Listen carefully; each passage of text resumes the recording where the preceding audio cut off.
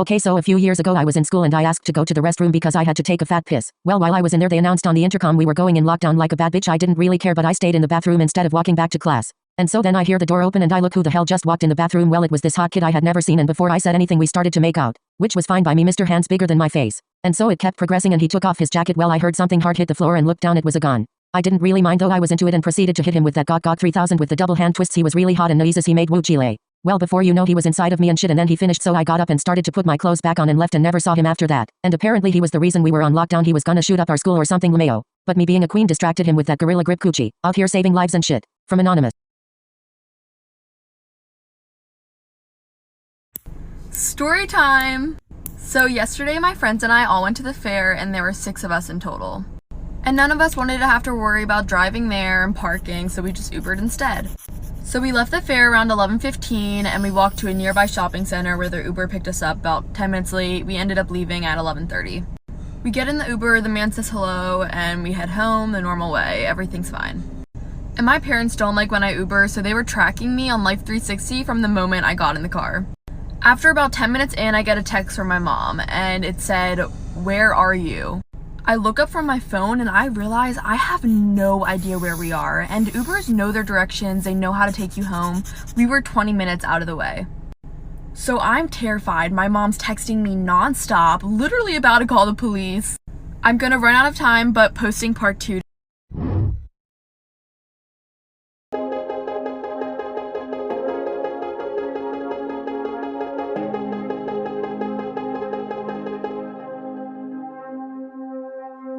Go ahead and bark after dark, fallen star, I'm your one call away.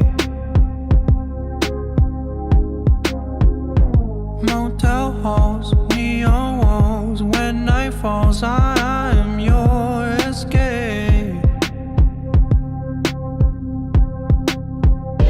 When you lay alone. Okay, back to the Uber story.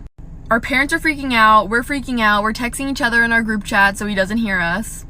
Also, while this was all happening, he wasn't talking to us, but he had an earbud in, and he was talking to someone on the phone really quietly. It was super creepy.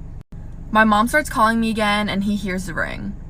And one of my friends pulled up on her phone the directions to get home, which he also heard, so he knew that we thought something was off. After a little while longer, we finally know where we are, so we feel a little bit better. We were getting really close to the turn that goes into my friend's neighborhood, and we were thinking, if he doesn't make this turn, we're screwed. Thank goodness he makes a turn and we're back at my friend's house.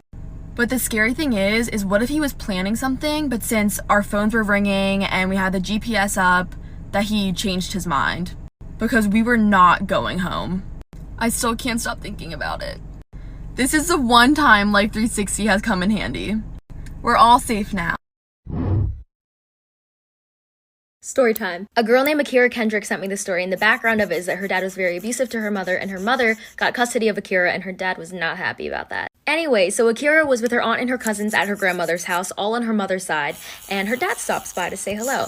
And Akira's outside playing with her cousin, and her dad comes up to her and grabs her arm and says, "Do you want to go to Walmart with me?" And at the time she's only 7, so all she hears is toy aisle, so she says, "Yes, let's go." So they get in the car, they head to Walmart, she gets some really nice pom-poms, and then he says, "Okay, let's go back to your grandmother's house." So he starts driving and he gets on the highway, and Akira knows that her grandmother's house is right around the corner from Walmart, so he does not need to get on the highway. So she says, "Dad, where are we going?" And he gets really mad and says, "Shut up, sit down, it does not matter." So Akira's in the back seat, she's really scared, and she just shuts her mouth. So after being in the car for a while, they eventually arrived at this really old, abandoned, beat-up house. And when they walk in, Akira sees about 25 people, and she does not know any of them. Her dad brings her to a room, puts her in a little closet, throws her some toys and her pom-poms, and says, "Play." Part 2 is coming. Part 2 of Akira's dad literally kidnapping her. So when they get to the house, Akira is really scared. She doesn't know any of these 25 people. Her dad brings her to a room, throws her in a closet, puts some toys in there and says play. So after about an hour of being in a little closet with some toys, she finally decides to get up and go look for her dad. So she opens the door and starts looking around, and there's no one in the house. There's not even a single trace of somebody ever being there. So of course she starts freaking out and crying. She doesn't know where she is. She's so far away from her grandmother's house,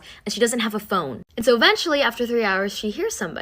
She looks up and her dad is standing there, and he says, "Come on, let's go, the cops are outside." So basically, Akira's aunt called the cops and they had a search warrant for him. They ended up finding her dad and they said to him, "If you don't take us to her, you will go to jail." And obviously, from what I just said, he finally took them to her at this random old abandoned house and they found her. And they ended up putting him in jail anyways, because why not? 2 years in jail and 1 year on probation. Don't steal children, people. Don't. This is why waking up late might just save your life. One day when I was in elementary school, my mom and I both overslept, which meant I wouldn't be ready in time to get on the bus. School started at 8, my bus pickup time was at 7, and it was already 6:40 or something. I was still in my PJs and hadn't even had breakfast yet. My mom decided that today we would just tell the bus driver to go on ahead and she would take me to school, which would give me plenty of time to get ready. It's 6:50, I'm in my PJs eating breakfast, and that's when we hear the bus pull up 10 minutes earlier than scheduled. My mom peeks her head out of the door into the foggy morning and waves the bus on. She closed the door and came back inside, but the bus didn't pull away. There's a knock at the door and my mom opens it to find a man in a bus driver uniform. He explains he's a substitute bus driver because the regular driver called in sick and that he's early because he wanted to get an early start on the route. My mom says she's taking me to school because we woke up late. He gets visibly upset and says he can wait a few minutes since he's already ahead of schedule. My mom says that we won't be ready in a few minutes and tells him to go on ahead. He seemed really angry about this, but turned around, got back on the bus and left. But at 7 a.m., another bus pulls up to my house. My mom went out to talk to them and came back looking terrified.